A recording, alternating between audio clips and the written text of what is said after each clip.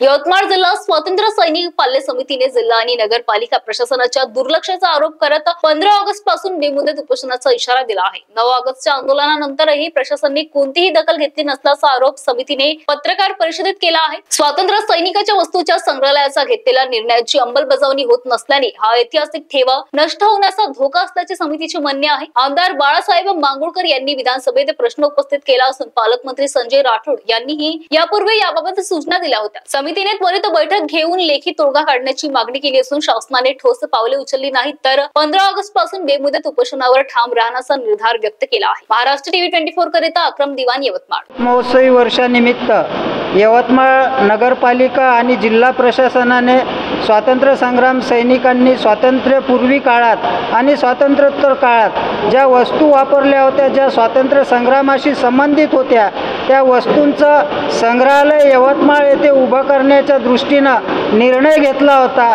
परंतु 2022 साली घेतलेला निर्णय आज 2025 आहे। 3 वर्षामध्ये या संदर्भात काहीही करण्यात आलेलं नाही।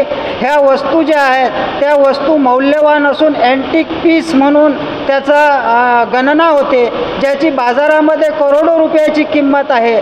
त्या वस्तू आजच्या युवकांना प्रेरणा देणाऱ्या असल्यामुळं हे जे संग्रहालय आहे हे संग्रहालय ताबडतोब यवतमाळ येथे उभं करावं अशी स्वातंत्र्य संग्राम सैनिक पाल्य समितीची मागणी आहे। या संदर्भात 15 ऑगस्ट पासून बेमुदत उपोषणाचा निर्णय यवतमाळ जिल्ह्यातील स्वातंत्र्य संग्राम सैनिक पाल्य समितीने घेतलेला आहे आणि जोपर्यंत प्रशासन या संदर्भात ठोस लेखी देत नाही तोपर्यंत हा निर्णय कायम राहील आणि संपूर्ण महाराष्ट्रामध्ये या संदर्भात आम्ही मागणी करणार आहोत की 35ही जिल्ह्यात अशा पद्धतीचे स्मारक उभे राहावे।